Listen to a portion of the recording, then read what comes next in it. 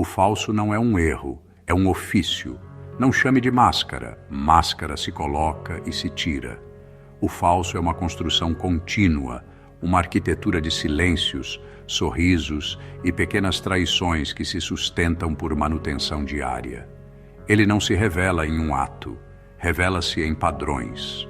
No elogio que sempre contém culpa, na ajuda que chega tarde, no sorriso que evita olhar nos olhos. O falso aprendeu a habitar a superfície. Ele fala pouco do que sente e muito do que acha que os outros querem ouvir. Vive de reflexos. É mestre na arte de imitar a autenticidade. Replica traços, adota dores, encena afinidades.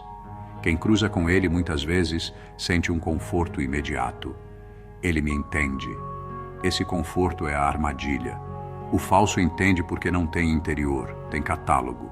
Observa, recolhe sinais, reproduz emoção como quem compõe um personagem. A empatia falsa é milimetricamente calculada. Não acolhe, compõe. Há ciência por trás dessa farsa. Jung nomeou a persona, a máscara social que usamos, e apontou para a sombra que se escondera atrás dela. O falso vive num entrelaçar tóxico entre persona e sombra. Mostra o que facilita controle e oculta o que o torna passível de exposição. A psicologia moderna fala de impression management, narcisismo estratégico e aprendizado social. Mas rótulos clínicos não explicam o teatro que ele monta. O falso transforma relações em palcos e pessoas em adereços. Cada conversa é uma cena ensaiada, cada relação, um contrato de utilidade temporária. A tática do falso é simples e letal: neutralizar a verdade antes que ela possa existir. Ele não anula com insulto. Isso seria bruto demais. Ele corrói com dúvida, lança perguntas que parecem conselhos, espalha versões que parecem preocupação e espera. A dúvida funciona como bactéria. Age lenta, invisível, pedra por pedra, destrói a confiança alheia. O falso prefere a sabotagem sem ruído. Assina com sorrisos e assina com elogios que envenenam. Você deveria ter feito assim, diz ele, como se apontasse o caminho enquanto semeia insegurança. A inteligência do falso é social. Ele usa nosso próprio desejo contra nós. Observa o brilho alheio e, ao invés de admitir o espanto, declara a falsidade do brilho. Desacredita como defesa. Se tudo é fingimento, então nada exigirá seu esforço. Assim, ao desacreditar, reclama o conforto da mediocridade. Essa é a política íntima do falso: transformar a ambição alheia em espetáculo suspeito e a própria estagnação em virtude. Redes sociais afinaram essa orquestra. No palco digital, o falso encontra eco fácil, performance constante, feedback imediato, possibilidade de curadoria. Ali, a autenticidade virou mercadoria rara e o falso se adapta. Ele molda narrativas, poda exceções, apresenta versões esterilizadas. Ao público parece coerente, na prática é farinha do mesmo saco, aparência sem fundo. A influência amplifica a farsa, a fama a torna mais difícil de provar. Mas por que alguém escolhe esse caminho? Medo e vantagem. Medo de fragilidade. Admitir limites é correr o risco de ser real. E vantagem. Quando o teatro funciona, o falso ganha espaço, poder, recursos. Essa mistura produz um indivíduo aparentemente bem-sucedido que, na verdade, vive de créditos alheios, crédito social, crédito emocional. E, como todo empréstimo, cobrará juros cruéis em forma de manipulação. O dano do falso não é só pessoal, é epistemológico. Ele corrói o tecido da confiança coletiva. Quando a palavra perde solidez, cultura vira rumor.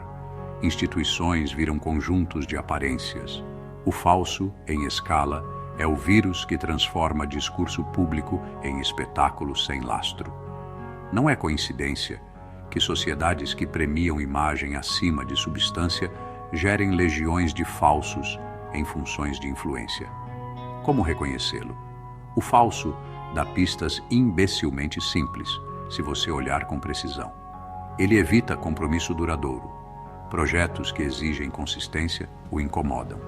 Evita transparência, documentos, provas, rotinas. Evita olhar para quem alcança resultados reais. Prefere discutir intenções. Sua linguagem é vaga, cheia de advérbios, sempre talvez, quem sabe. E, acima de tudo, falha onde é medido, na repetição. A autenticidade suporta o teste do tempo, a farsa não. Como reagir? Não com pancadas. O falso prospera em conflito público, transforma crítica em narrativa de perseguição, reaja com medida e clareza, peça evidências, teste por rotina, reduza a teatralidade ao mínimo necessário, processos, prazos, entregas. A melhor punição para o falso é a banalidade do concreto. Quando você exige resultados, força-se a escolher entre fingir eternamente e produzir de fato. A exposição inevitável não vem do escândalo, mas da rotina que o cala. E se por acaso o falso for você?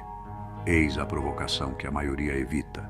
A autoconsciência exige coragem, revisar motivos, não apenas ações. Pergunte-se com frieza se seu comportamento é utilitário mais do que expressivo, se suas relações são arquiteturas de autopreservação, se sua narrativa é um espelho de e-commerce, sempre vendendo alguma imagem. Admitir que se aprendeu a ser falso é doloroso. É, no entanto, o único caminho para recuperar a espessura humana. Autenticidade é trabalho. Não se desfaz em 3 gestos, mas se constrói em escolhas repetidas. Termino com uma constatação simples e brutal. O mundo não precisa de mais atores, precisa de pessoas com espessura. O falso nos entretém, nos distrai e nos ilude. Até que, cansados, percebamos que o teatro substituiu a cidade. Quando isso acontece, o primeiro ato, o dos falsos, é sempre o mesmo: negação. O segundo, que raramente vemos, é o reconhecimento tardio, a busca por quem realmente constrói, que aceita o risco de falhar em público e prefere o peso de um erro verdadeiro à leveza de uma vitória ensaiada. Se você quer ser inesquecível, não busque maquiar-se. Busque a dificuldade. Assumir, errar, consertar, persistir. O falso perde toda a sua vantagem diante da persistência humilde e da competência silenciosa. E no silêncio dessa competência, o falso aparece, não por espetáculo, mas por ausência. É ali, entre o que se faz e o que se é, que se distingue o humano do teatral. Inscreva-se.